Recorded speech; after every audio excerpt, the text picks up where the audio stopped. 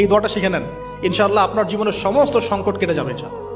আমি নিজেও এই দোয়াটা বেশি বেশি করার চেষ্টা করি। দোয়াটা হচ্ছে, মুসা আলাইহিস সালাম একটা গাছের নিচে হেলান দিয়ে বসলেন, বসে দেখলেন দুজন মেয়ে দাঁড়িয়ে আছে দূরে, পানি নিতে পারছে না, লোকজন পানি নিয়ে যাচ্ছে, ওরা দাঁড়িয়ে আছে বেচারি।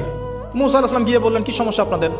তারা বললেন যে আমাদের বাবা অনেক বৃদ্ধ মানুষ, আমরা পানি নিতে পারি না যতক্ষণ না আমাদের কম পানি নিয়ে চলে যায়।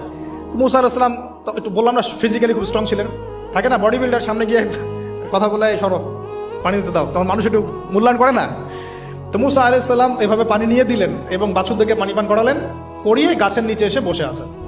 বসে বসে তিনি দোয়া করছেন, এই যে দোয়াটা তিনি দোয়া করছেন, রব্বি, একটা নেক কাজ করলেন না, মানুষের উপকার করলেন, নেক কাজ করে এসে গাছের নিচে বসে দোয়া করছে, আল্লাহ এখানে তো আমার খাবার পানি বাসস্থান কিছুই নাই, আমি কি করব?